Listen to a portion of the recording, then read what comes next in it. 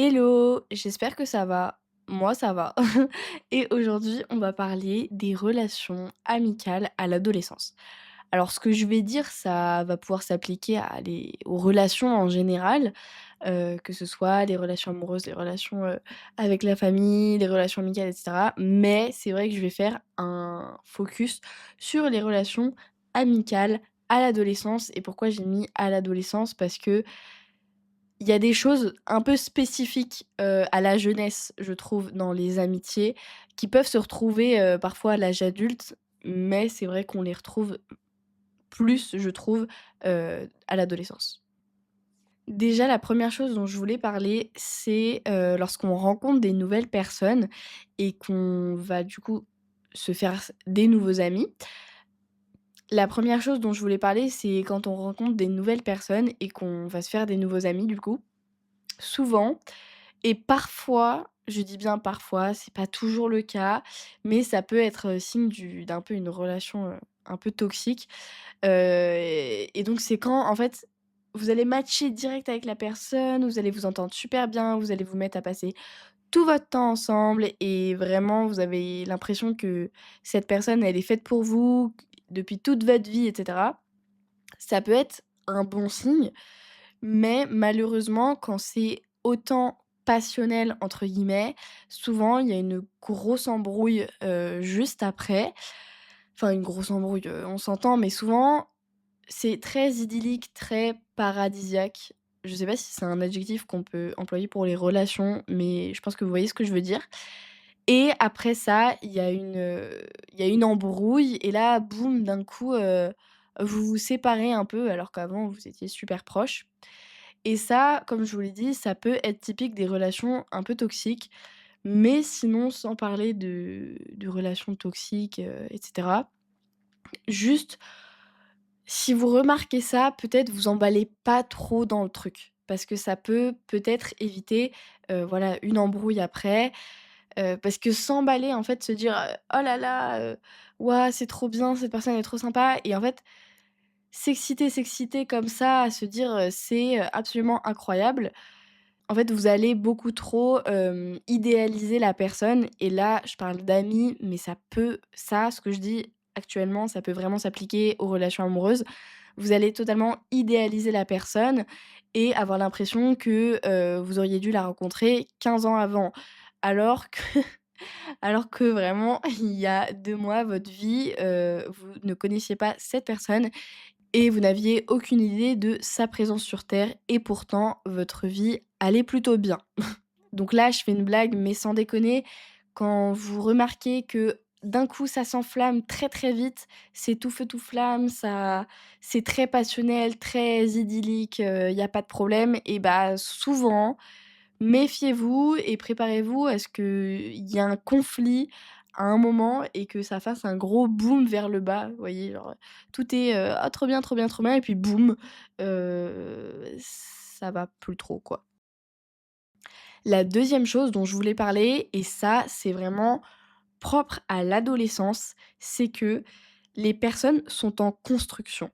On est des adolescents et sans parler même physiquement parlant de notre croissance, on est en construction mentale, on n'a pas fini de se développer, notre cerveau n'a clairement pas fini de se développer et même sans parler du physique et du cerveau, et du corps, juste on est en changement parce que on découvre la vie, on découvre plein de choses, plein d'activités, plein de passions, plein de sujets, enfin bref, on découvre la vie et donc on grandit, on évolue et il se peut que à un moment, on soit proche avec des gens et on se corresponde vraiment à ce moment-là et qu'après, en fait, on devienne vraiment différent et qu'on s'entende plus du tout avec ces gens-là. Et c'est ce qui arrive beaucoup à l'adolescence. Je m'explique. 2 choses. Déjà, pourquoi c'est propre à l'adolescence? Comme je vous l'ai dit, parce qu'on est en construction, mais en plus, prenez l'exemple des aliments. Il y a plein de choses, quand on était petit, moi je sais qu'il y a eu des périodes où j'adorais les crevettes et puis je détestais les crevettes et puis je re-aimais. J'ai fait pareil avec les œufs au plat et pareil avec l'avocat. Il y avait des fois je kiffais, il y avait des fois, bah, j'aimais pas du tout et avec l'âge, normalement, ça se stagne. Les aliments, c'est vraiment très typique, je trouve, mais ça peut être aussi, des goûts, de couleurs, des goûts, au niveau des activités et cetera. Il y a des choses qu'on n'aimait pas du tout avant et qu'après on se met à vraiment aimer ou inversement. Et le lien avec ça, c'est qu'à l'adolescence, on va se rassembler, et on va devenir amis via, des goûts communs, des passions communes, des avis, en commun et cetera, et donc on va se correspondre à un certain moment de notre vie. Alors ça peut rester le cas et vous pouvez très bien, toujours, être ami avec une personne et toujours bien vous entendre avec une personne, mais il est possible, surtout à cet âge-là, que, bah, avec les avis qui changent, avec les opinions, les passions et cetera qui changent, sans parler de vous embrouiller, mais juste vous trouvez plus d'intérêt commun à être amis. Vous voyez ce que je veux dire? Enfin, juste il y a plus de ouais, il y a plus de lien en fait, vous avez plus de quoi parler parce qu'en fait, vous êtes sur 2 terrains différents et bah, vous avez plus rien à partager, et ce que je veux vous dire par là, c'est que c'est OK de pas garder ses amis toute sa vie.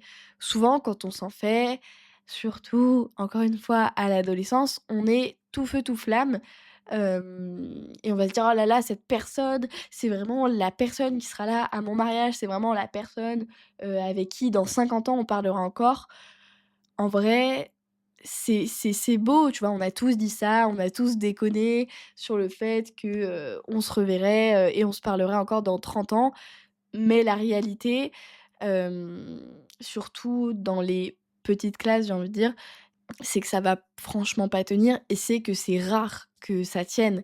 Alors c'est super si ça tient, mais ayez conscience que, bah, vous allez sûrement pas garder vos amis du collège, de la primaire, toute votre vie.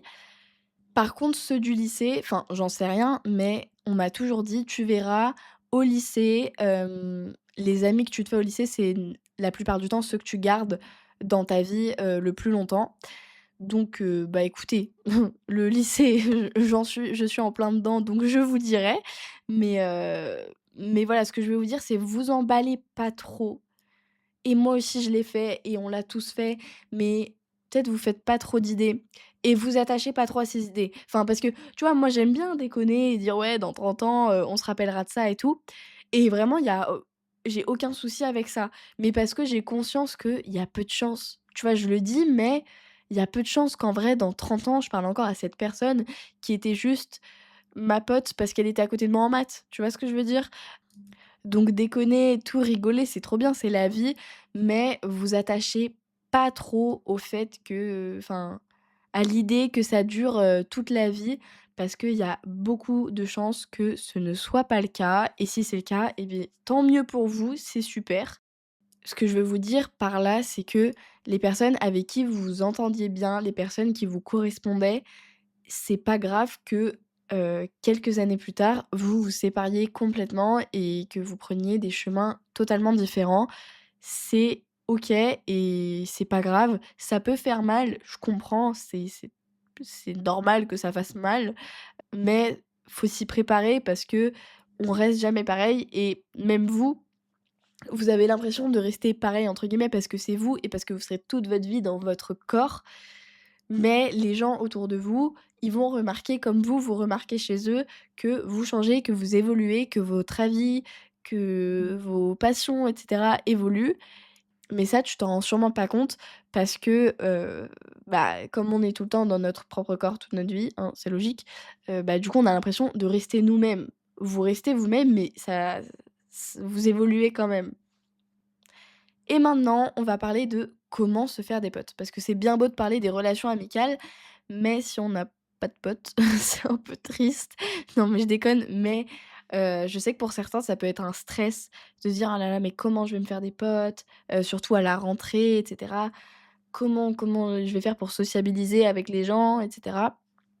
Et moi, ça m'a jamais vraiment, enfin, ça m'a jamais vraiment fait stresser de me dire: «Comment je vais faire?» Enfin, je me suis peut-être dit: «Oh ouais, comment je vais faire pour faire ça?» mais j'étais pas en panique vis-à-vis de ça, et jamais dans ma vie j'ai été trop en panique vis-à-vis de ça, et c'est pour ça que je vais vous donner des petits conseils qui, selon moi, marchent très bien. Donc franchement, ça va paraître bateau, mais les choses, elles viennent naturellement. On a trop l'impression qu'il faut, un processus, une mécanique pour devenir pote avec quelqu'un, mais en vrai, enfin, c'est pas aussi compliqué que ça. C'est juste, 2 personnes qui s'entendent bien, qui se correspondent plutôt bien et qui vont devenir potes, qui vont matcher, mais enfin, vous prenez pas la tête, hein, à vous dire qu'il y a tout un fonctionnement et cetera. Franchement, si vous comparez par rapport à vos potes que vous avez actuellement, si vous vous remémorez, quand vous les avez rencontrés et quand vous avez commencé à être potes, est-ce qu'il y a eu un fonctionnement? Est-ce qu'il y a eu, un CV à remplir et à donner à la personne en mode: «Est-ce que tu vas être mon ami?» Non, enfin franchement, non. Donc mon plus grand conseil, c'est d'être soi-même. Parce que si vous êtes vous-même, les gens vont direct capter votre énergie et vous allez être transparent avec eux et donc naturellement, les gens qui sont comme vous, qui ont les mêmes avis que vous, les mêmes passions que vous, qui vous correspondent, bah, naturellement, vous allez vous regrouper entre personnes qui s'entendent bien parce que, bah, vous aurez été vous-même. Donc essayez de, voilà, d'être vous-même et essayez d'aller vers des gens qui matchent, avec votre énergie, avec votre vibe, avec, ce qui vous plaît, voilà. Un autre conseil que je peux donner, c'est n'allez pas vers les gens «populaires» entre guillemets, les gens un peu famous. Hem, c'est pas que c'est des mauvaises personnes, je suis pas en train de dire ça, mais n'y allez pas juste pour la fame, juste pour vous dire: «Oh comme ça je vais faire partie du groupe des populaires». Mais le problème, c'est que c'est pas des amis, c'est pas des gens avec qui vous partagez vraiment un lien spécial. Donc franchement, faites-vous des potes, juste soyez vous-même, allez vers les gens qui vous semblent comme vous, voilà, rigolez, vous stressez pas trop. Eh franchement, stressez pas trop, il y a pas de raison de stresser à l'idée de se faire des potes et n'ayez pas peur d'être «gênant» entre guillemets comme toute cette génération, emploie ce mot. N'ayez pas peur d'être gênant, n'ayez pas peur d'être de trop. Pour les bonnes personnes et pour les personnes qui matcheront bien avec vous, vous ne serez ni de trop, ni pas assez, ni gênant, OK? Donc allez vers les gens qui vous correspondent, c'est mon plus gros conseil. J'ai bien parlé dans cet épisode et il touche à sa fin parce que dans tous les cas, j'ai plus grand chose à dire et puis je pense que vous en avez un peu marre d'entendre ma voix, voilà. Donc j'espère que cet épisode vous aura plu. N'hésitez pas à mettre une note si vous êtes sur Apple Podcast, à commenter. Je crois qu'on peut commenter sur Spotify. Je crois, il me semble. Donc n'hésitez pas à me faire un petit retour, même sur Instagram et tout franchement, j'en ai pas encore eu, mais ça me ferait hyper plaisir d'avoir vos retours, qu'ils soient, négatifs ou positifs, hein. Vraiment, tant que c'est constructif, moi j'accepte. Je vous fais des très gros bisous et je vous dis à la semaine prochaine!